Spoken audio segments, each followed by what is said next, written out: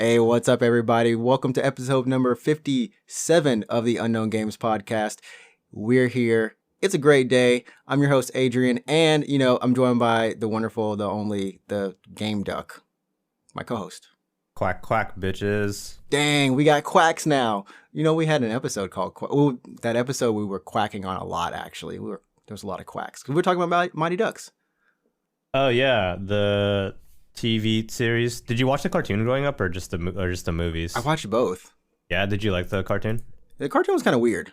I was talking to my friend about the cartoon and I'm like, what the hell was this premise? Like, it was a planet of hockey players, actual but they were ducks. all ducks. Yeah. Yeah. Like, there's that whole universe of DuckTales where they're just all ducks, and there's like the what was the police duck, the robotic police duck or whatever. Like, there's a whole bunch of ducks in the DuckTales universe. Oh, well, that makes sense, but yeah, it does make sense. Thanks everyone for tuning in as always. Now, we're not live this week, but hopefully we'll be going back live next week. I don't look that good today. I feel so down and sad. It's raining outside. That's why, Alex. That's actually the reason why. Because you look like garbage. Yeah, I look like garbage. I feel like garbage. Okay. Then the podcast, so it's like, oh my goodness, is Adrian okay? Then the podcast just went down. No, I'm just lying, everybody. I'm a trickster. I lie, but I don't lie very well. Right. That's why you're bad at Among Us. That's why I'm bad at Among Us, and I still. You haven't played it, right? I haven't played it, but I did buy it, so I guess we can play that sometime because we did, and we'll get to this one in the next segment about because we played Phasmophobia. And that had some stories right there. But yeah, so thanks everyone for joining. Remember, you can follow us on Twitter and Instagram at UGP_cast. And then you can also follow myself on Twitch at NinjaTrixta. And you can follow my co-host Alex at Root24. Just look us up. And we're just gonna go into the show. So last Friday, for what we've been playing, Alex dared me, Wednesday. This started Wednesday, Alex. Yeah. You dared me to play Phasmophobia solo. I didn't, but did play Phasmophobia solo, kind of. You did at least a tutorial. You didn't finish it. You just kind of quit the tutorial after a while. I didn't, because I never found the ghost. It was like an hour, but honestly, I've never been so paralyzed to move in a game ever. I was just trying to move. I didn't want to do anything in the dark areas. I had, some surround sound headphones on, so it was just like the sound when you go into the house. It's just it's so how to explain it. Like when you walk into the sound, I don't know. It's not like you're underwater. It's supposed to be like spiritual cupping your pressure. ears or something, right? Yeah. It's like it's really weird. Yeah. Everything sounds murky. I think that's the best way of putting it. In real life, if that were to happen, you would, in theory, yell to someone, but they couldn't hear you. It's kind of like what it simulates. It's a really weird. I guess the best way to describe it is if you put two boxes on your ears or something. I don't know. And so that was happening, but every once in a while, the ghost will say something, and there's all those tools. We talked about it last week, but yeah, I found myself in that situation, and it's completely different looking at someone play the game and then you playing it. Yeah. It's completely different. And because you watched me stream it before you had played it, right? Mm-hmm. Yeah, I watched multiple streams of it, and I was so you felt like when you played it yourself, did you feel how to explain it? It was was there a big gap between what you expected and what you actually experienced, or what? I think there was a gap because this was kind of weird. So I had the lights off. I had a little, the stream light on or whatever, but I wasn't afraid or affected by anything in the actual, my room. When I was younger, I know that would have irked me playing this game in the dark, right? Devil May Cry irked me playing in the dark. That's how. It's not even a scary game. It's not even a scary game. So, that was fine, but it was, I don't know what it was. I didn't know what I was looking for. That was it. Like, I did not know what the ghost would look like, and I didn't know where it was. And when I did find out where it was, it's kind of like you have to explore, and it's against your human instincts to explore something that's obviously gonna spooky. Yeah, gonna kill you or something. Yeah. And the craziest thing is, this is a game. My mind knows it's a game, yet I'm spooked by it. Yeah, I agree. And to clarify to our listeners, you're playing with normal flat screen, boring version. You weren't I'm not playing in the VR. No, don't put me on the VR version. Not ever. Not ever. There's a VTuber who I guess has a reputation of being really good at scary games. She streamed a couple of scary games and have never gotten phased. This is Tokino Soda. She's from Hololive, but she has streamed a bunch of scary games and never like jumped at all. She actually did stream she played Phasmophobia with VR, and she did like actually like full on like scream and like crouch down, like huddle down in response. Yeah, there are moments. So like I did that in the tutorial, and eventually I gave it because I didn't find the ghost. But at the end of that, I was not only sweating, my body was chilled. Like, I was actually chilled physically. And I had to like recover a little bit. And someone else from the chat at that time jumped in and was like, hey, I'll help you play. And this is where I think the game got really interesting, because this was an experience that I hadn't seen before. Usually people are playing with voice chat, and there's maybe 3 or 4 people in there. But this guy didn't have a mic. It wasn't working. So it's jank for some reason. It's their early access, but yeah. Oh, so that's like, it's just a known bug that just happens. Well, it happened for me too. The last 2 times I played Phasmophobia, I had an issue with my mic at first. I had to restart the game to get it working. There's definitely some jank in there. There's definitely some jank in there. But so yeah, we played, and so he's communicating to me partially through the stream chat, and then the other partially just like through clicking a flashlight on and off, like, here, go here, do this. And I'll never forget, this is actually going to be part of my memory probably, is just going in a room. It's this old cabin. And he's like, okay, we're going to put the crucifix on the ground.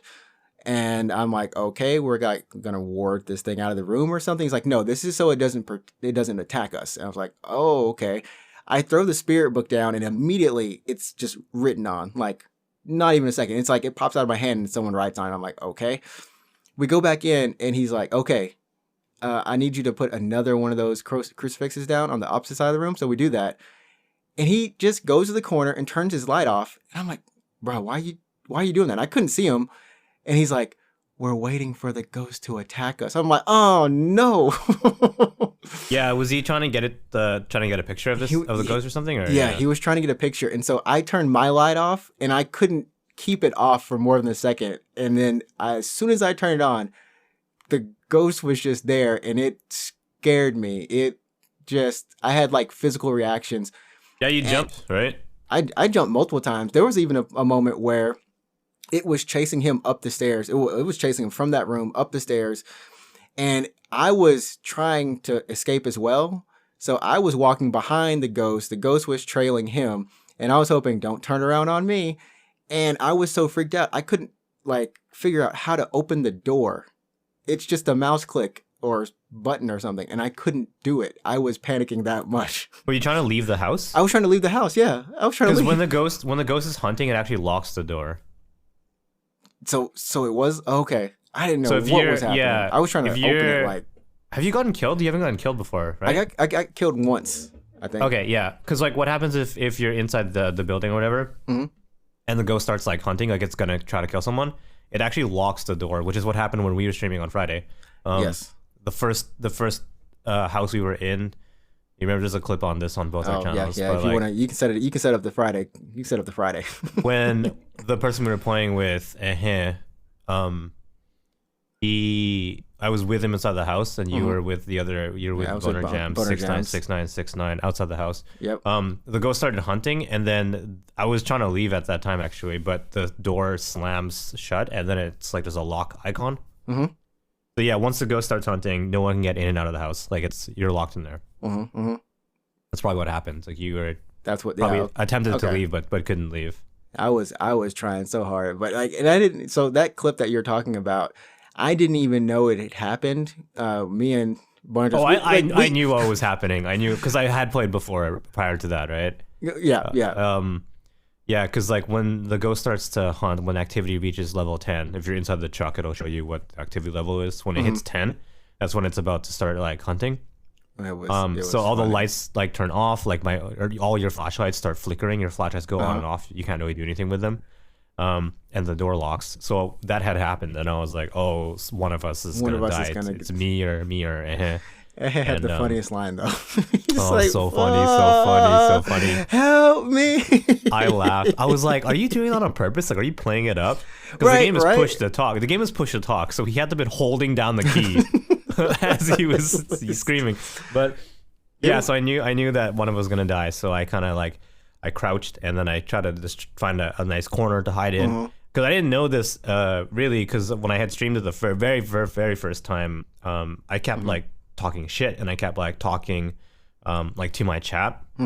So like the ghost was out hunting and then I would start like either talking out loud or I was talking to chat or something. Yeah. Not realizing or not like, yeah, it didn't trigger in my head that like if you talk, if you're making noise, the ghost is gonna come for you. Yeah. Even if you're just talking to chat, if you're streaming, the ghost is gonna come and get you. And because that part's not push to chat. Yeah. Yeah, even if you're not pushing the button, if you're just idly talking or making noise, the ghost is gonna come for you. Yeah. So I don't know. It was so genuine. That's what made it so It's funny. so funny. It was a genuine fear reaction and him just like, help me. He said it twice too. I wish you could. I'm gonna play it. Actually, I'm gonna play it because it's like I laughed. I mean, well, I was quietly laughing because I didn't want the ghost to come kill me, but I was quietly laughing because it was like because you were laughing. I was like literally like just enjoying the moment to the next amount of enjoyable level, and I mean that stream was just. And I'll say the next part about it. Boner Jams went in like so. Here's the thing. Boner Jams like defused the entire scariness for me. Yeah, because he was really messing around. But he was doing it in such the best way. Okay, so we're gonna play. I got it. I'll just play the audio. Oh, fuck.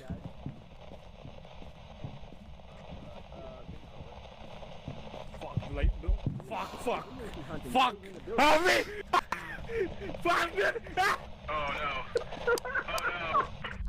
Oh no! Somebody's dead. So you can't. you can't. I Fake was that. laughing. I was laughing. I was laughing. If you go look at it, if you look at the clip on my channel, yeah, I'm trying not to make noise, but you just see my face. You turn away. You turn away for a little bit and just like I am laughing. I'm really laughing. And then like conversely, in it's the same house, right?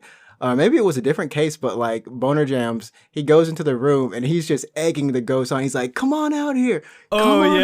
It's yo, so fun. get your butt out here! I'm ready for you. You so big and bad. What are you to you, Mr. Demon?" And he's just talking and he's just trying to summon this thing up. And then finally, he does die though. He does die.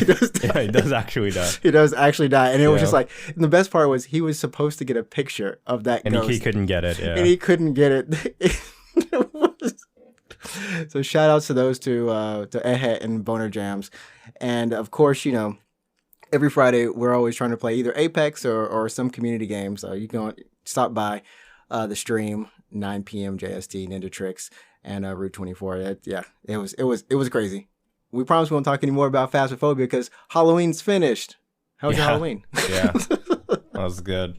What did you play for Halloween? You played Visage? Yeah, I played Visage. A game, I think it's been in early access for at least a year. And it is super, super PT inspired. It's you literally start in the hallway. It's unabashedly PT inspired. Well, actually, you start in a room, then you go into the hallway just like PT. And you don't do the same form of looping, but you actually end up looping by connecting through whoever died in the house through their memories, and that'll kind of like change the house in a little bit, and that's how you end up going to a different loop. But you're still walking around in the dark in a house, and trying to find clues as like a puzzle, just like PT was, of how to progress throughout the game. A simple puzzle is like, okay, go find the key to the basement. You find the key to the basement. And then now you find an item, you touch it, and you unlock someone's memory, which allows you to go into a different room because you see what has actually happened in the past. But then you hear like moments where the ghost is actually like taunting you or messing with you, similar to Phasmophobia.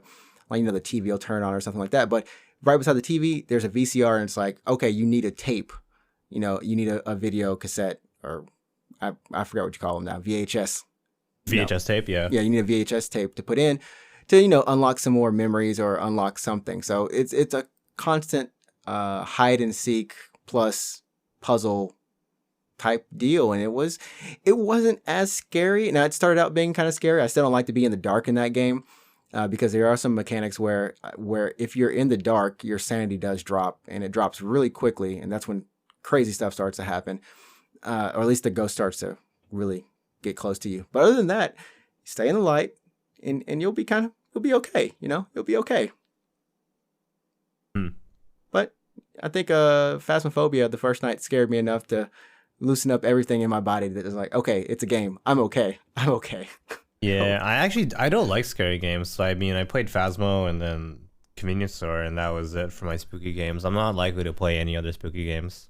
I think that was the only real spooky game outside of Phasmophobia that I played. But how was Convenience Store? I know I've seen a lot of VTubers streaming it, or just Japanese streamers. Is it mainly a Japanese streamer type deal, or is it? Yeah, so it's actually a Japanese indie game, and it has a bunch of like translations. So there's an English translation, and it's very serviceable. It's totally fine. The only like issues, I'll put in quotation marks, is one of the endings has a bit of some text for you to read, and the translation is like a little jank. I would say whoever translated it probably isn't a native English speaker, but that doesn't matter. I still understood what was being said, so I'm not like faulting it or anything. Okay.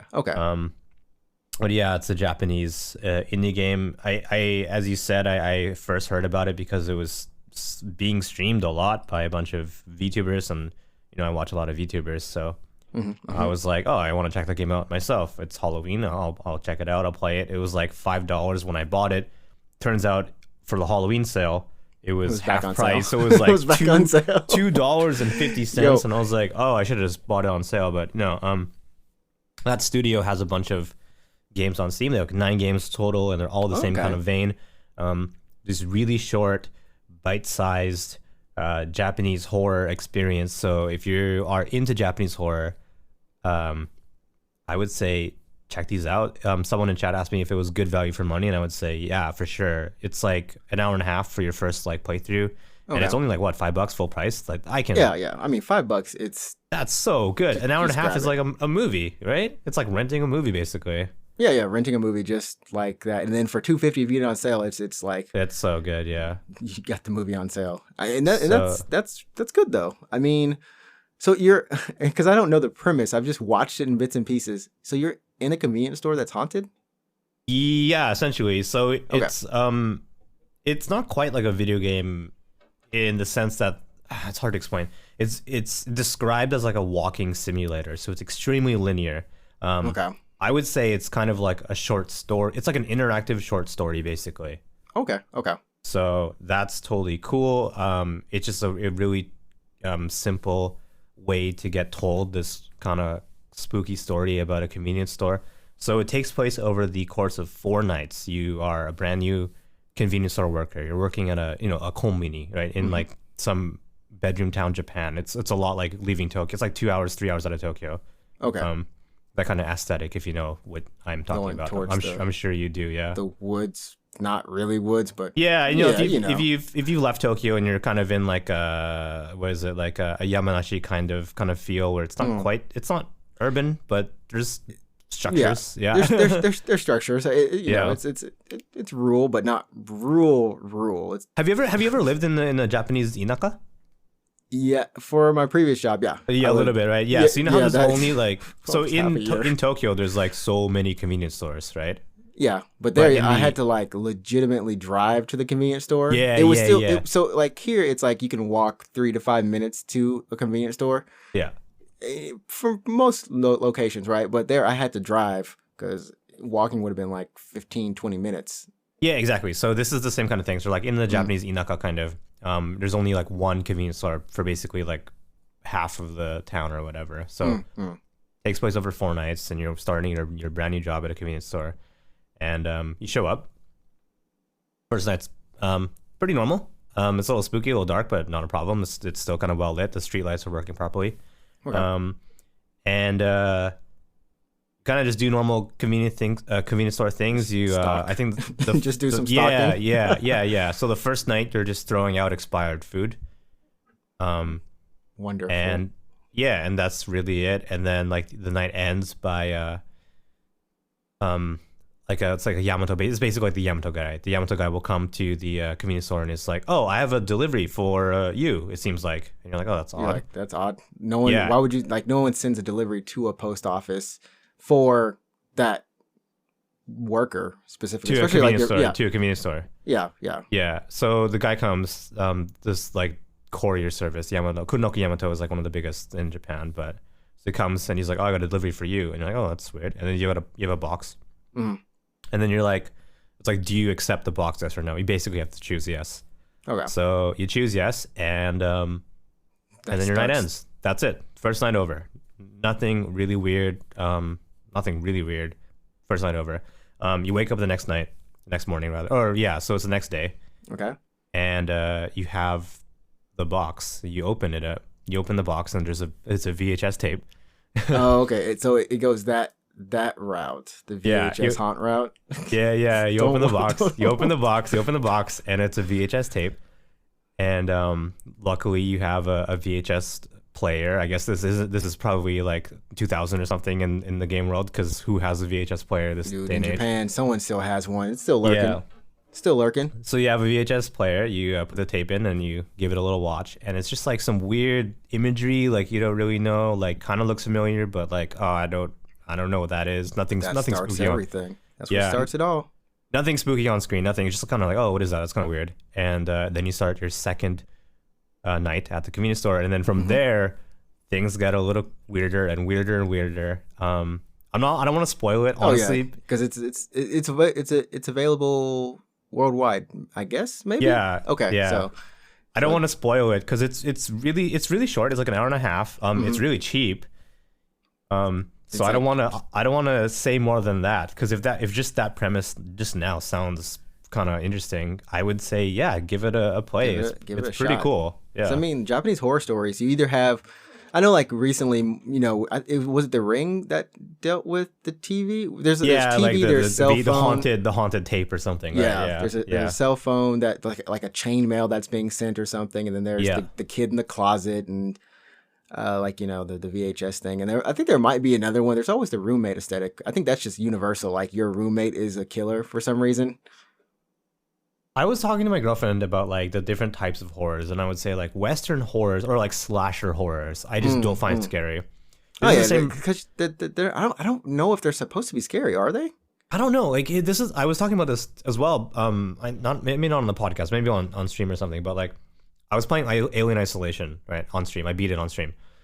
And for me, like that game wasn't scary. It was tense. For sure, it was absolutely a tense and suspenseful game, but for me it wasn't scary because I could wrap my head around the threat. Situation. I could wrap my head. I was like, okay, sure, fine. It's an alien. Maybe it's a little sci-fi. It's a little far-fetched, but at least I can reasonably believe and understand and realize there's an alien on this ship, and it wants to like kill me. I guess I can really understand the reason why these surprising things are happening. Yeah. And I mean, also, like, the shape. You know what I mean? Like, for me, I didn't know the shape of the ghost. Even in in Visage, when you start out, you don't know what exactly it is. And I guess it changes, but still, not knowing what something is definitely scarier than, like, okay, I know this is always going to be what it is, right? Even if it changes forms, like, it's still that thing. Yeah, I can get like the fear in Alien, but when it comes to Japanese horror, there's so many things that are left, like so many questions and things that don't make sense, things that will never make sense. Like, why would watching a VHS tape curse you? What do you mean? Like that doesn't. There's no reason. It's too for real, that. man. You watch a VHS, man. Go watch a VHS tonight. It's like, if only I could. I don't have a VHS tape, but yeah. I'm sure they've done a new version with a CD. DVD, Blu-ray, A cursed Blu-ray. the cursed Blu-ray. I was joking. I was like, if they tried to do the Ring like now, what would it be? Like a cursed Snapchat or like a cursed TikTok? Oh my goodness, I mean, that's a curse in of itself if you're watching TikTok. Oh no. Sorry, everybody, if you're TikTok fans. But yeah, I mean, like, so I think it's like exactly like what you said, though. Is it so? Not only can you see yourself doing it, but it's just like it's unexplainable. Like, why would doing this action result in this? There's no scenario, right? Yeah, and there's also just like weird, spooky stuff like in the game, which is like, I don't want to spoil it. It's really good. Oh yeah, But like, don't spoil. Yeah, it's just like things that just don't make any kind of scientific sense that are, I don't know. It's Japanese horror is really good. Japanese horror is a very unique genre. I haven't watched a lot of Japanese horror. I don't know if any of our listeners have, like, if they've watched one or the other. I know, like, Final Destination was probably the first horror movie that I saw. And I don't know if that's horror or suspense or what exactly it is. But it was like an easy way to get into those movies. But like, even like, I think we might have talked about this before, but like Attack of the Killer Ants or Bees or Spiders mainly, like watching those things, those were horror movies for me because I just don't like insects. And Sure. I don't like the fact that they could be watching like behind me. Sure. I always, like when I was a kid, thought that they were getting ideas from watching the movies while I was watching them. So I'd be like, I don't want to teach them, but I always would look behind my back. Like I thought like, okay, there's like some spiders behind me for some reason, even though they're not there. But anyways, that's as close as I ever got to dealing with like horror or suspense growing up until I saw The Exorcist, and that scared the living daylights out of me. Mm-hmm. Mm-hmm. Yeah. I still can't do white eyes to this day or contacts like that.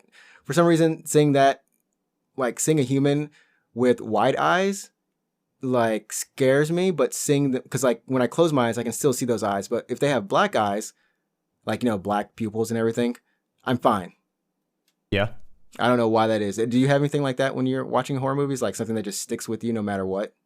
I don't know, ghosts, I guess. Like, like Japanese ghosts, I guess. Like the weird yurei type kind of. The yurei. Yeah, I would honestly just thinking about the convenience store again. Like I would, you should play it. It's fun. Yeah, it's pretty fun. Maybe don't stream it. Like maybe you don't have to stream it, but you should just like experience the story. It's pretty good. Experience the convenience store. So, but that group has a bunch of games on Steam, so there's a bunch. Give them a check out, people. And I guess we'll move on to our next little newsy segment. We'll take a break real quick, and we'll be right back after the sponsorship break. Thanks everyone for always listening to the sponsorship. If you want to start a podcast, definitely go ahead. Use Anchor. It's a great service. Yeah, this podcast is brought to you by us, but also Anchor. And you'll hear that exactly after the break. Catch you later after the break.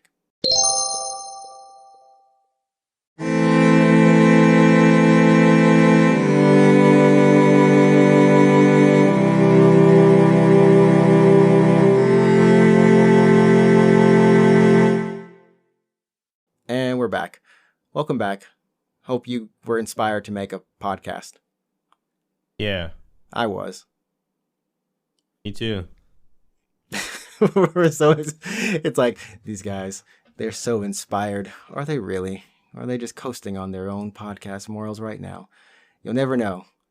But what we do know is that Cyberpunk 2077, this is why I was sad earlier. This is why I was just so upset. It's because it was delayed to December.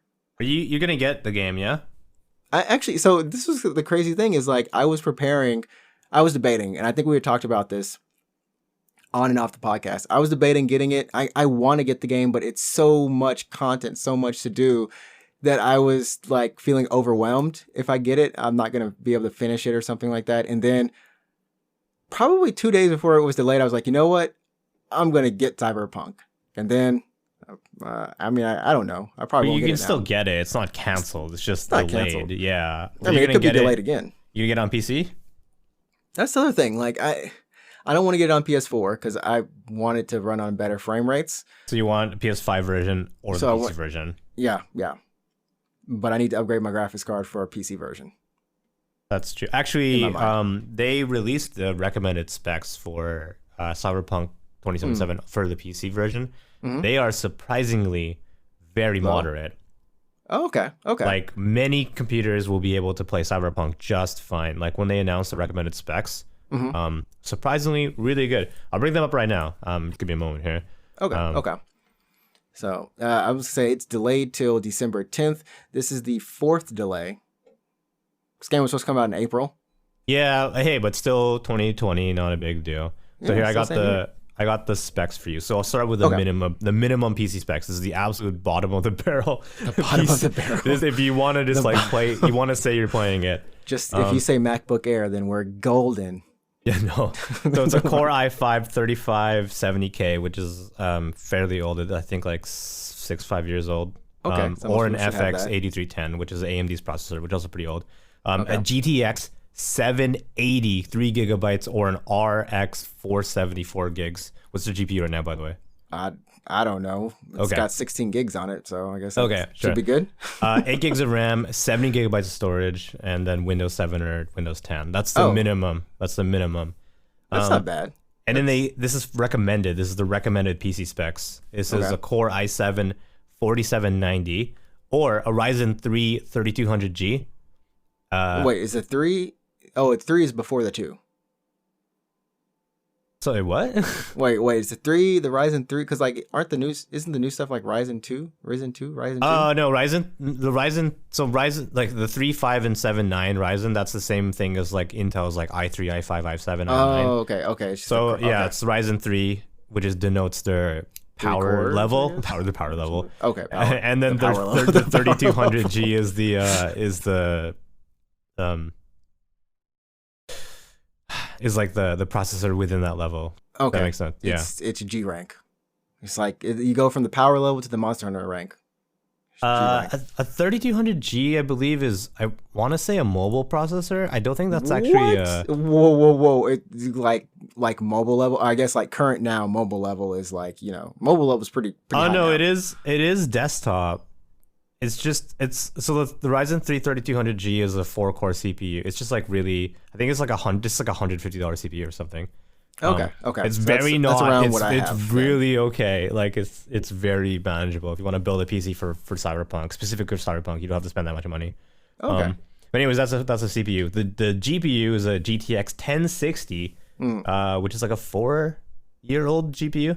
Okay. Or R9 Fury, which is also around the same 4 or 5 years. 12 gigs of RAM, 70 gigs of storage on an SSD. It actually specifies 70 gigs on an SSD. Okay. And then fine. Windows 10 64-bit. Okay. That's cool. That's cool. That's recommended, by the way. That's recommended. recommended. I can do it. I can do the recommended, I think. And it's just like, that's so modest. That's so good. Like it's That's not really it's modest. not saying like, oh, you have to have like an i9 like whatever 10 series Whatever Intel the CPU or like a Crazy stuff like Ryzen 7 3800X and then like a 2080 Ti. Like it's none of that. It's just like really moderate fine specs. Yeah. It's really nice. It gave me some confidence. So here's the thing, like I really, that I really want to kind of experience the game. It looks really fun, or it looks, it's a Witcher, not Witcher, but it's insanely engrossing. So I don't know. I should feel like I want to, but then I keep buying all these smaller indie games and enjoying them so much, or these like 20-hour downloadable size games, and you're like, oh, this is a lot of fun. And then there's Cyberpunk, and you're like, will I ever finish it?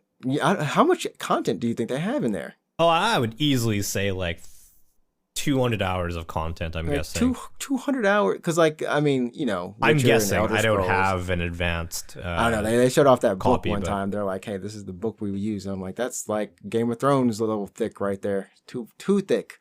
It's too thick. So, anyways, that game is delayed till 2010. And unfortunately, that means that they are receiving death threats because people took off work, and they're like, why? Why you got to cancel? Well, why you got to delay the game? Because, marketing wise, and, if you look at their Twitter and other announcements that they were making, that the game, of course, has gone gold, which just means that, hey, it's ready to print the disc. Cool. That doesn't mean that we stopped working on it. So people took that as a sign. It's like, okay, we're good. But then they go even further, and CyberConnect Why am I going to say CyberConnect? CyberConnect? I was going to say CyberConnect too. Wrong company.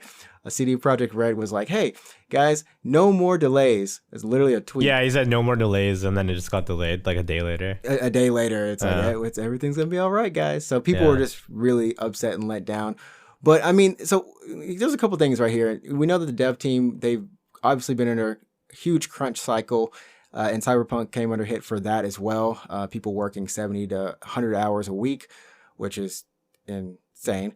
But what do you think of this trend? We saw this with The Last of Us as well, Part 2, when it was delayed. And just in general, I think even after that game, some people were just upset with the ending or upset with some parts of it. What do you feel about A, crunching games, and B, people issuing death threats over this? Well, I mean, okay. Those are two different things, but just to put it out there, yeah, it's not cool to send death threats to people. That's yes. I don't think there's much of a discussion here. I don't think you're going to be defending death threats, but oh wait, yeah, you're right. I can't defend death threats. So never. I don't think there's much discussion there. Just don't send death threats to people. But regarding crunch though. Mm-hmm. I think as the video game industry like gets to a certain point, and we're already at it, evidently, as games cost more and games require more people, and it's just like this huge multi-million-dollar industry, crunch becomes inevitable. At least if companies have targets to hit or something. Because the reason why a lot of deadlines are there because like certain like companies have like sales projections and they have to meet those projections. Like it's just like a thing that companies do. Like when you project like certain profits for a quarter, you kind of have to hit those like projections. It's like a obligation to your investors and to like just company planning and then business stuff like that, right? Exactly, because like you're expecting to make, essentially your investors are putting money into your company, expecting for money to come out at that time, and you're estimating that money. So yeah, you kind of have to like hit those targets, and you gotta like, hit those targets. Yeah. When you delay a game out of the quarter, so for example, like you have to like, oh, this game is going to come in quarter one.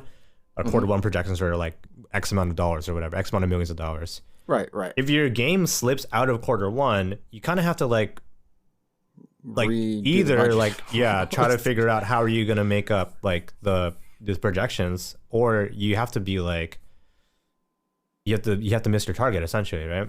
Right. And companies don't want to do that. So that's why crunch happens. That's why like these strict deadlines happen. It's because like upper management is like we have to have these sales targets, right? Well, at the same time, you know, like the way that it also works and it's not for pretty much every game has milestones, right? And those are essentially your checkpoints during the development. So 2 months down the line, we have to have this level finished. The next 2 months, we have this finished, X amount finished. You know, it's a schedule, right? And I think this goes with anything that deals with project planning or project management. And that's actually what, you know, the creative producers and creative directors, that's what they're doing, and the leads of the team. They're managing that schedule. But does it kind of go to a point where there's a way to change that amount of work and not have it be something where, because a lot of it, I don't know if a lot of it is actually the like day one patch that they end up doing for games where the crunch happens, because crunch happens before they even go gold, right? It's leading up to it. Yeah, it's usually up in the last 1 to 2 final months. Yeah, but it's always there. Is there a way like they could to like plan the project better? Plan it better or something, you know? Yeah, I don't know, and I'm only speaking from an observer. I don't work in the industry. I don't know. I just feel like even if like you try to plan your project better, you're always going to run into some kind of crunch. Delay. There's going to be some delay somewhere. Yeah, some kind of crunch. So what I feel like, if crunch is inevitable, if it's just like it's just a natural byproduct of the industry and how like the industry works. If crunch is inevitable, I really feel like maybe the people that make video games should be unionized or protected better, or like have you know what I mean, like they should be fairly compensated for working so much overtime. So I know they may get like, you know, after the game goes out, you know, like so Cyberpunk, right? After the game comes out, they're essentially done except for DLC and patches, right? So and then the team is like stripped down essentially. It's stripped down. A lot of people lose their jobs, or not lose. Sorry, that's not. Well, some lose their jobs. Other people just are contract workers, so they're like, oh, you're done. Like we're done with you, and you're free to move go on to now. the next game or whatever you got planned. So I mean, I've heard that the video game industry is just a very tough industry because like. Once you're done a huge project like Cyberpunk, you got to find another job, and they just treat you very disposable work, really. And it's just, you really have to think about it. All these games, because we, as consumers, we're always seeing games coming out. So it feels like to us, they're always making games. But if you really look at it, aside from the year-over-year series like Call of Duty or sports franchises. These studios are making like one game every 3 years, maybe more. You know what I mean? And so there's a lot of time in between there, and they're not necessarily working. I mean, they can't pay the full staff they had at that same time. So it just makes sense that it downsizes. So I think, better some way of unionizing or finding a way to protect the people that make these video games. Because 70 to 80 hours, 60 hours, like that's just you're not sleeping. It's just unhealthy, and doing it's super tough up on end. Do you think there's a way that they could just add crunch to the time? Do you think they do that? Do you think they during the planning schedule, it's like they allow X amount of months for delay? I don't know. Like, I feel like if they give some kind of like delay bank or something, I just feel like most companies will use it. You know what I mean? And then they'll be crunching anyways. It'll be like, this is the crunch period. It's like snoozing. You guys didn't meet the crunch period. It would be so like me snoozing my alarm. If you set my alarm like 30 minutes before I have to wake up, I'm not going to wake up 30 minutes. I'm going to snooze it right to the last minute every time. It doesn't matter when. Even you're like, oh, well, you get to start work an hour later tomorrow. I'm still going to sleep in an hour before I have to start. Like, it's not going to help. Right. You're still going to take every little minute you can. Yeah. And so it really just goes on I don't know, man. It's really hard because a lot of times you think like maybe it'd be best if they didn't even announce a date until it's like really locked in. You know what I mean? I think, so there's, I saw this, I remember seeing this argument on the internet like years ago about like, why do we treat video games separately from movies? Like a director often will be like, hey, I'm working on this thing. It'll come out eventually. And it's like, oh, he's working on this thing. It'll come out. Like we know Avatar's coming out, right? I think so. Yes. And no. Yes. It's one day. I think they at least have like I think they have dates for Avatars actually. Wait, is there actually, a date for Avatar too? I'm going to like look this up real quick. But no, I mean, but the thing is like, we knew it was coming. Like we knew it was. But I think that's the thing though. The thing is that video games have a different PR cycle. Yeah, they're like announced at E3 and they're like coming next year, and you're like, oh, we have a year. Yeah. And it's another follow up, and it's another. There's like 4, and we this year alone, there's any year, there's at least 6 major press conferences or events, right? That you would kind of want to be in the light and show something. Maybe you skip 1 or 2, or maybe you skip 3, maybe you skip all like 5 of them. You only go to 1, but you still have to report something every year, or else people start going, oh no, man, that game kind of disappeared. Is it okay? And then that's negative publicity at that point, and your investors don't want to hear that. Mm-hmm. Yeah, but I'm like, what? But then this guy was just like, why can't it be more like movies? Like they announced Avatar 2 in what, 2010? 2010. Yeah, they announced 2010, like 10 years ago. So why can't it just be like movies where like, oh, we're working on it and it'll come out? I don't think even they work on. I don't know. I think there's those. It's the press cycle, and then there's the phases, right? You have like movies, somehow they're just set. I don't know. Like, do they ever really go over? Well, they go over budget. They do go over budget all the time. Yeah. Yeah. There's pre-production, then it's actual production, then it's post, right? And I think most of the movie is actually spent in post. Most of the project, is that correct? Like pre and post. The actual shooting is relatively in comparison. Yeah, relatively in comparison. Yeah, because you only shoot for like a couple months in a year or something. I don't know. So I don't know. Maybe there's something like that. And then once they're in post, I think that's when they start doing their PR hype cycles or something like that. You know, I feel like once they start promoting it, it's about ready to come out. We're not really waiting that long. Maybe 6 months at max. Yeah, but I'm not talking about promotion though. I'm just talking about like when a director's like, oh, I'm working with this writer. Like we know there's a Metal Gear Solid movie in the work. We know there's an Uncharted movie. Or like the Uncharted movie or something. Yeah. But does that go to say like we don't care as much about them? Like we don't feel like they're going to happen, even though we know they're happening. We don't give too much credit to them or something. I think we just trust that these things are going to come out eventually. Sometimes they don't. I mean, like Metal Gear Solid has been in pre-production for a long, long time. We don't even know like what that movie, the state of that movie is. Uncharted, I believe, is filming now. Yeah, finally.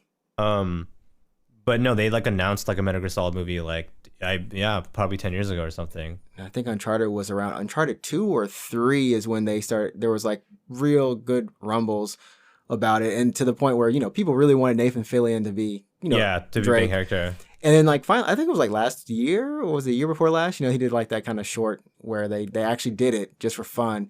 Yeah. It was really cool, but yeah, I don't know. It's kind of like when I think earlier this year they're like, hey, a One Piece Netflix series is coming.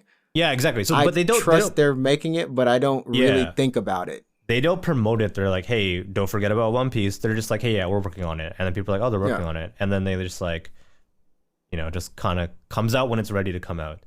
Yeah. But then like, but games are different. Games are like, hey, we're making this game. Here's a trailer. It's coming out in a year. And then I guess they kind of like, later.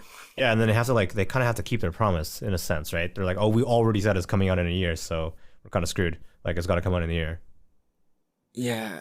I don't know. I guess because release dates are a big thing. You know what I mean? Release dates for games are a big thing. Movies, not so much. The last big one for, you know, of course, like Avengers Endgame or something. But you're not really saving the date for a movie. You know what I mean? But for a game, even the trailers, you have multiple trailers sometimes where they don't tell you a date.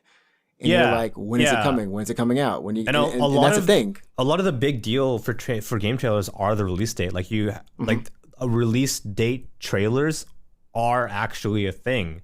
Like, yeah, it's a thing. It's a big like, deal when they announce the date. Yeah.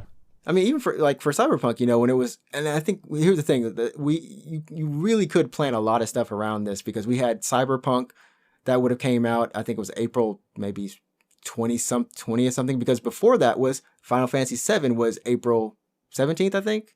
Like they were both that month, and then after that there was not Uncharted, but Last of Us, Ghost of Tsushima. Like they were bang, bang, bang, month after month. And like you really start to like save a date and plan something around it. Maybe you take a day off work or whatever. But you don't do that for a movie. I guess you don't take up. Well, for starters, movies are much shorter than video games, but yeah, they are. They are definitely shorter. They're definitely shorter. Maybe that's why. Maybe because no one's like, oh, I'm taking the weekend off for a game, but I'm gonna just go to the movie after I'm done work. There's some sort of investment, yeah. Like you can do movies with friends. Maybe you do it by yourself, but like a game, like it feels personal, you know, like you take it home with you, you unwrap it. And I think even if you're not unwrapping it, a lot of us have memories of getting a game and being so excited on Christmas or your birthday and just spending time with it. And so like getting a game still feels like that for a lot of us. It still feels like you're getting something special, even though you bought it for yourself this time. You know what I mean? I think like our perspectives are a little skewed though, just because we are primarily gamers. If you look at the shelf behind me, it's all video games. Actually, the shelf behind me is literally all video games. I have one movie on my shelf, and I've watched it once. But for these games, I treat a little more. I was like, what movie was that? Oh, it's an anime movie. Oh, it's an anime movie. Yeah, it's a masterpiece. It's a K-On! Movie. No, I'm kidding, but okay. I actually never seen the K-On! Movie. It's on Amazon Prime. I keep wanting to see it, but I never look at it. I should watch it. I haven't seen it, but anyways, yeah. But I just like, I don't know. I guess I just treat my games a little better for some reason. People like I don't know. I guess I just like having the games on the shelf and stuff, but I don't know. No, it's a thing. You're a collector. But But it's people not. collect It's not even movies though. collecting. People It's collect kind of movies like in the same way though. it's kind of like how I used to do like my Hatsune Miku wallpapers, or no, it wasn't Hatsune Miku wallpapers. It was after I watched an anime, I would download a wallpaper for it. You just set that up as your wallpaper. Yeah, I'd use it or something, but it was because like I'd find my favorite scene or favorite something out of it, and it was like a way of not only cataloging that I watched it, but it was a way of like, oh, I remember that time when I played this, or I watched this anime and it was like really cool, and like this is what it is. I feel like this mood today. You know what I mean? Like you have like a connection to it. You spent so much time with it, and it left in a memory. You don't want to. You could throw away the disc, right? You could throw away the box, but it feels like you're throwing away a part of yourself. A little. It's like you're throwing away a memory. Is it like that? Yeah. Okay, I went too deep. Someone's like, "What does his room look like?" Guys, don't worry, my room is clean, or ish. Sure. Anyways, yeah. So that was happening, and moving along, we're gonna go to some super quick news here. Sony's apparently gonna buy Crunchyroll for $1 billion. Are they really? They already own Funimation. So, okay. They just rack up that anime, I guess. I'm not really unsure. I'm not sure why this is a thing, like why Sony is doing it, but hey, It'd be doesn't so matter. cool if Sony, like, as part of PlayStation Plus, was like, oh, now you also have access to Oh, Funimation and Crunchyroll. dude. That'd be so good. That would be game That'd be so changing. good. Yeah, that'd be so for good. a lot of people. I would be like, I don't need Game Pass. Give me Anime Pass. Give me anime. I'm not kidding. Are you kidding? I mean, Like, with both that's of so these good. services, if they, owning both of these services, those are arguably the two biggest anime streaming services out there, and Yeah. or even Funimation for licensing as well. Yeah. That's I'm serious. If they include it in PlayStation Plus, it's like that's Anime Pass for me. Like that's so good. that's flexing. That's flexing right there. Anime That's Pass. so compelling. Like I'd be binging hard. And it sets up a thing, like in terms of you don't have to have everything on Netflix. I don't know. It would be, anime is even worse than normal TV for streaming shows because you have Netflix, Hulu, Prime, Funimation, Crunchyroll. I think those are the major ones that might have things like you can find it here, but you can't find it here. You know what I mean? Oh yeah, it was so irritating. Like I actually really want. Even today, I haven't seen Psychopath season 3 because it was Amazon Prime exclusive. Oh wait, but the first two were Netflix. Yeah, the first two are on Netflix, but if you want to watch season 3 of Psychopath, that's Amazon Video. I'm like, oh no. So even to this day, I haven't seen season 3, despite watching 1 and 2 and the movie. That's how I feel about like Netflix and the Marvel shows, or not Marvel, but DC. Disney Plus. DC TV shows. Okay. It's like they give you almost all the current, like almost all the seasons except for the current one, which is on Hulu in Japan. So like, I need to go subscribe to Hulu if I want to get the latest. And I'm like, I don't want to, like, I don't care about Hulu. I don't care about all this other extra content. I just want to watch one show. Yeah. So, yeah, who knows? If you predict that and it happens, then you're perfectly, PS5 anime dreams come true. That'd be cool. It'd be pretty cool. Final Fantasy 16, there's the website if you want to go check it out. Just look up Final Fantasy 16. I'm sure the website will pop up for you just magically. They detailed some of the things about the heroes and the story and the world, which the heroes, the character names are just like, have you seen the character names? I know. And the main character's name is Clive. It's Clive Rosenfield or Clive Rosefield, I think. And then there's Joshua Rosefield. And then there's Jill. What is Jill's last name? Warwick. See, Warwick. What interests me about those names is just how normal they are. Except for Clive, maybe. But, I mean, like, no, Clive's the name. Isn't there? That's just a normal dude's name. No, they're all super normal. They're like, okay, good. I feel like they're, with Jill in there, I was like, That's was a this normal like name. Jack and Jill or something? Yeah. Like Jack and Jill just popped in my head. But that's like a normal name. If you just trace back the last, like, 3, 4, 15 Final Fantasy names. No one has normal names. They're all crazy, aren't they? Maybe they're like, so 15 was Noctis, right? Noctis, then 13. 13 was Lightning. Okay. Wait, did Lightning have an actual name? Was it just Lightning? It was Claire in English, and then Oh. Eclair in Japanese. But Eclair is a dessert name, so they changed it to Claire in the English version. Oh my goodness. I'm not kidding, dude. Well, so I'm not kidding. So her name's Eclair in Japanese. 12 was and then kind of normal, Vaughn? right? Vaughn, Vaughn, and yeah. I forgot his sister's name. But Penelope or something. something, yeah. So that was normal. 10 was. Titus. All right. So do you say Titus or Titus? It's Titus. Titus. Well, I thought it was Titus too, but until the Japanese like just tell you no, it's there's Titus. voice acting in it. Yeah. His name was Titus. Everybody. Yeah, like if you play Dissidia or something, it's Titus. It's because probably someone had to set him straight. Yeah, it's because they never no one because the thing No one is says his name. right because you could name him. You could basically name him anything. Okay. In 10, so because you could name him anything, they're like, oh, we can't have. You can't voice act his name. But You it's can't say it. I thought it was Titus too. My whole It's because life. it's spelled Tid. Like Tide, I Tide, know, right? I know, no, it's like, yeah. what is Titus? How do you get a Titus? Yeah, Titus and Yuna. It's Titus, yeah. 9 was Zidane. Zidane. 8 It's was Squall. Squall. He's Leon. Or Squall. Right. Squall. Then we had a Cloud. Cloud. And then 6 is Terra in Terra? English, but Tina in Japanese. I don't remember. What is 5? Bart's. Bart's? Or Butts in the unofficial English translation. I'm not kidding. There's a whole article about So, that. Butts? There's a whole article on the internet about like why so many people call them Butts. It's very interesting. I would go read it, but it's Bart's officially. Do 1, 2, and 3, do they have names, or are they just Warriors of Light, Darkness? Oh, that's a good question. Because those. I believe 1 is Warrior of Light, which is fine. It's not a real name. Final Fantasy 2 main character I believe it's gotta be just. I don't know, dude. I actually never played 2. It's Firion. Firion is the main character of 2. But number 3 is. I don't know. Sorry. I'm just gonna. I'm on the internet right now. So I'm on the internet. We're all looking, I'm on the I'm looking internet. it up. 3. I think 3 was like the first one they started in the whole like let's remake Final Fantasy sagas. They remade it for iOS. When they remade I it think. as Lunith, yeah. Number 4 is Cecil. Oh, Cecil. Okay, yeah. I think he's a Warrior of Darkness. Well, he was a Dark Knight at Dark first. Knight, yeah, yeah. At first, and then spoiler alert, he changed classes. So Final Fantasy 16, we've got these characters, and I'm not gonna lie, this story had me cracking up for like 2 seconds because it's Naruto, guys. It's Naruto.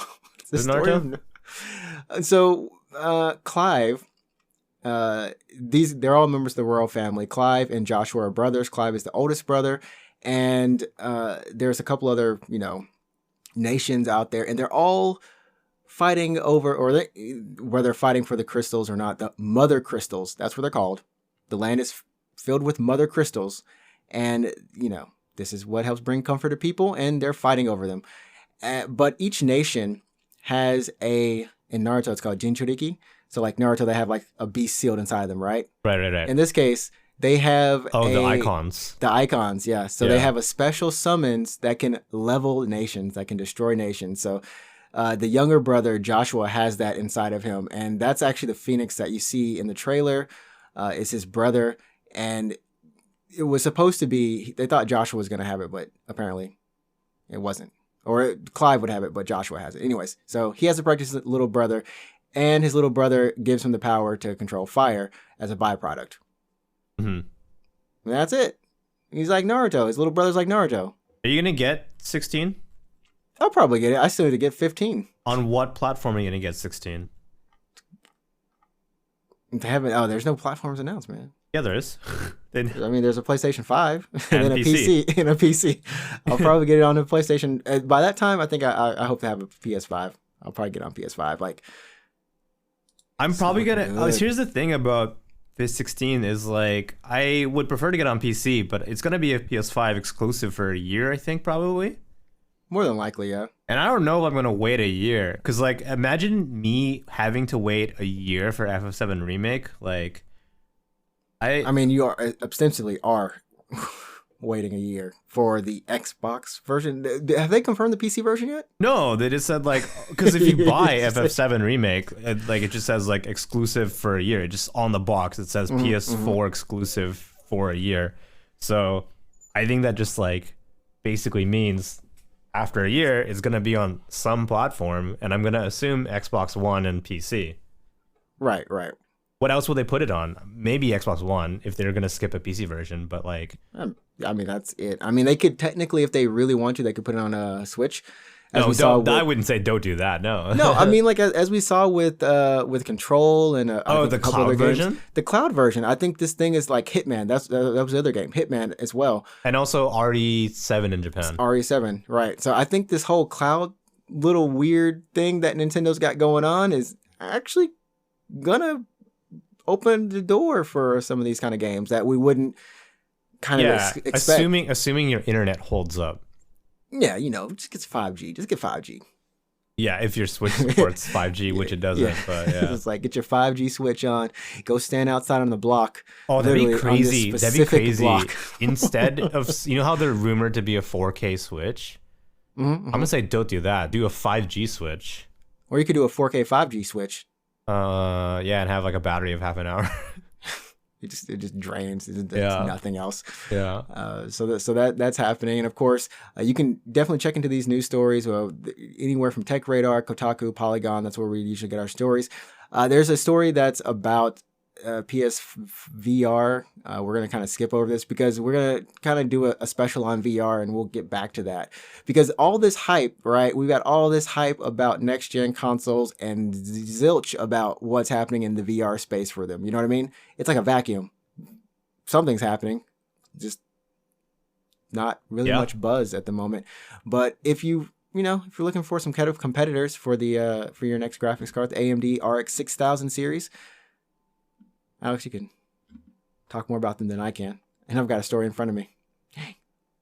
AMD had their event, was it like last week or something, where they announced their new GPUs? Just their version of the next GPUs. We had NVIDIA's conference last month or something. I can't remember, whatever, it doesn't matter. Where they announced their 3070, 3080, 3090.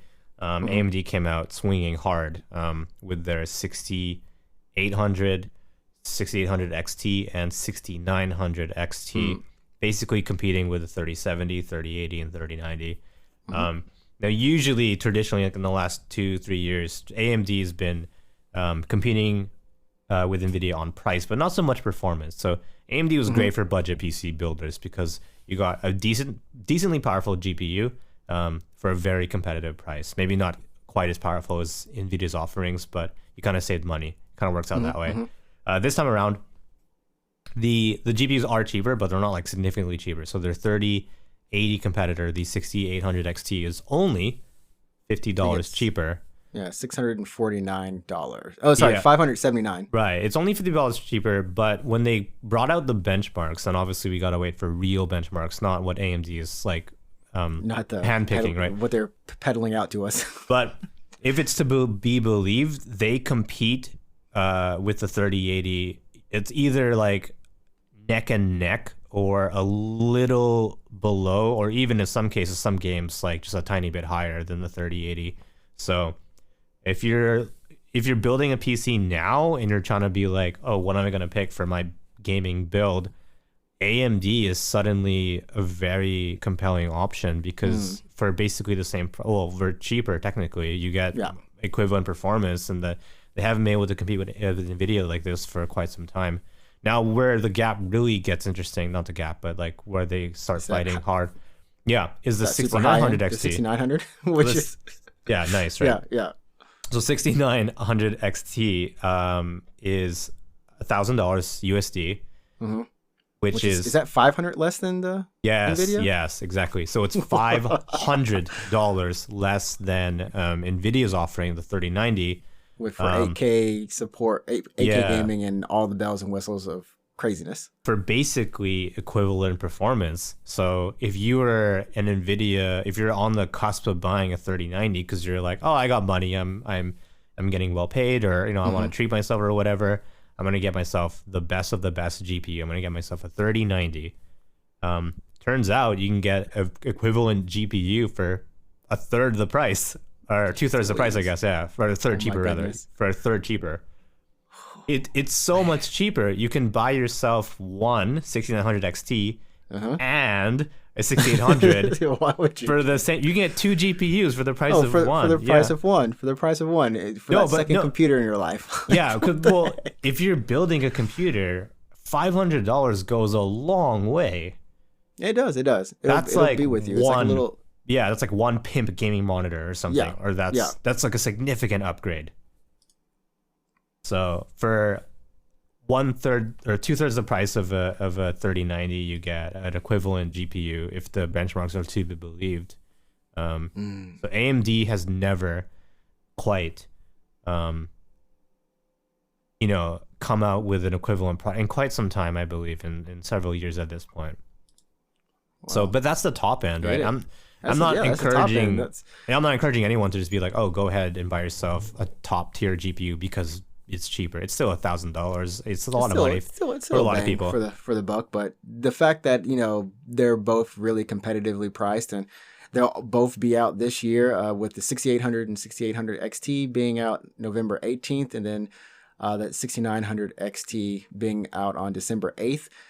I mean, you'll have all the options there. Next year, build yourself a PC if you want to. Get yourself a next-gen gaming console. Get your monitor on. It's going to be a great year. I mean, the end of this year is pretty crazy for technology, in terms of what it's all out.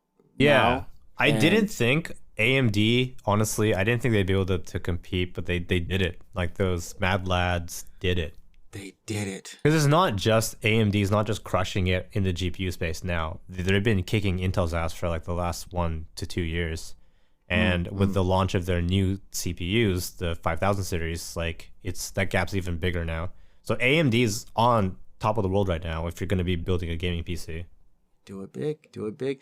And if you're not, and if you are going the route of getting your next gen consoles, well, by the time you listen to this podcast, you will have probably like 3 or 4 days to wait before you get your PlayStation 5 or Xbox Series SX. Get your Xbox Series X. Coming out, of course, on the 10th, I believe, is the Xbox, and the 12th is going to be the PlayStation PS5. So it's going to be huge right there. They're battling. They're going to have some fun. I don't know, like Demon Souls. Demon Souls looks good. Looks hot. Too bad I'm not going to be able to play. I'm not going to be able to play Demon Souls for probably like, I don't know, a couple months at least. But if you're getting a PS5, okay, here's the thing. If knowing the launch lineup, if you were going to get a PS5 at launch, let's say you already pre-ordered it or something and you're going to get it, what's the one game you're going to buy? It's either between Spider-Man Miles Morales or Demon Souls. Yeah. I right now am like I'm itching to play like a Souls-like game, so I want to play Demon Souls in the full crispy. I mean, I've been looking at the developers like interviews with Bluepoint as well. Like they put some stuff out today. And man, these guys get it, man. They just get it. I love how it's like, we know that most people were just frustrated. They couldn't get back into the game and just load. Like, it's like a 2-minute loading process for it on PS3. Like, that's number one. We just wanted to make sure this thing loads right and plays faithfully to the original, and make sure that they kept all of the enemy AI. The AI is unchanged. So you really are playing the original game with better loading and some crazy other things. Like they're like, hey, we don't want to change how you fight because that's changing the game. So we've incorporated a lot of the stuff that the PS5 allows us to do in terms of, the audio or the DualShock, or what is that controller called again? The DualSense. The DualSense, which I've seen someone else, another tech reviewer, put out a review on it after playing Astro Boy or Astro game. Play whatever it is. Yeah, I don't know. Yeah, the demo. And he was just like, you know what? This felt next gen to me. I know this is just a curated tech demo, and this is what it's like at the maximum level, but it really got me thinking, like, if developers really do take advantage of it, like just how much it does feel different. Like the game feels different. And Demon Souls, Homeboy was talking about how like you can feel the different textures of metal versus hitting wood versus hitting another surface. I'm like, oh my god, that's crazy. That sounds insane. Y'all going crazy with this, right? Yeah, that sounds crazy. I think that would be a very unique selling point for the PS5 for sure. Because like I play a lot of games on PC, but that basically means I'm playing them on keyboard and mouse or an Xbox controller. But if the DualSense is like that cool, I mean, it is a bit of a gimmick, but I would say it's a cool gimmick. It's a cool gimmick, and to see how how much resistance is on there to actually feel it is what I'm looking forward to.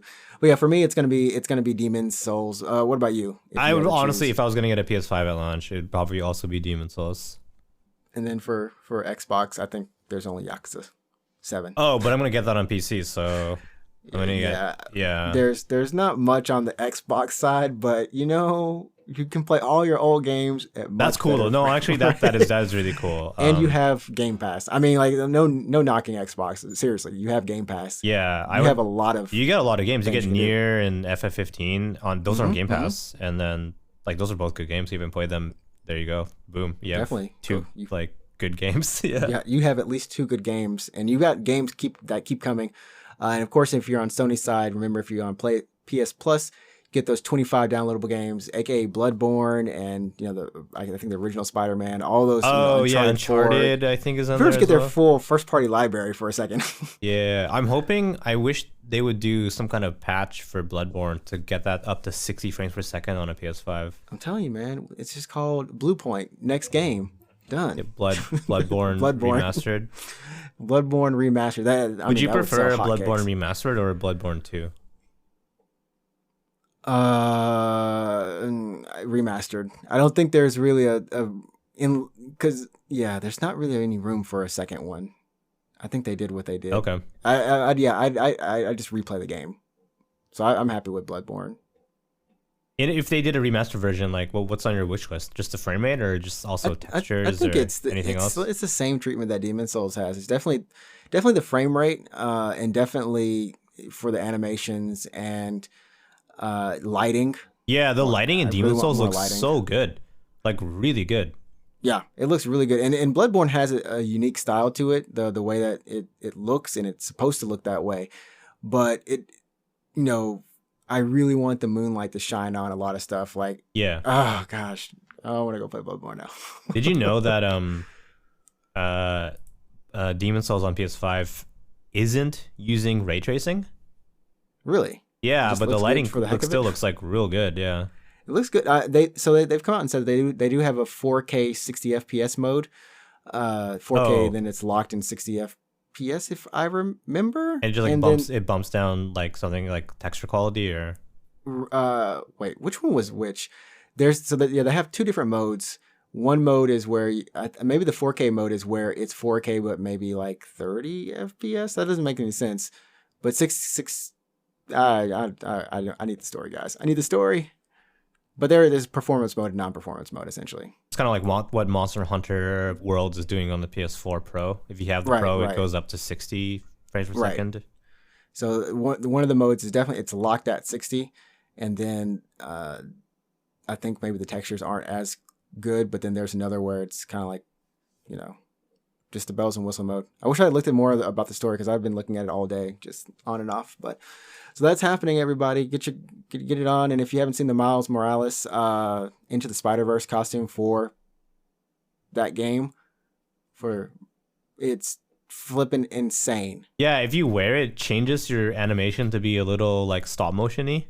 It's exactly like the movie. So it's animating on 2s, I think, like 2 frames a second, or is it 12 frames a second or something? It looks like stop motion, yeah. Yeah, it looks just like the movie, but the game itself is still going at like 30 or 60 frames per second around it. So it's just like all you see is Spider-Man. And it looks, oh my goodness, I was flipping out about it too today. So that's gonna do it for us this week because we're hitting that time limit. But definitely check us out on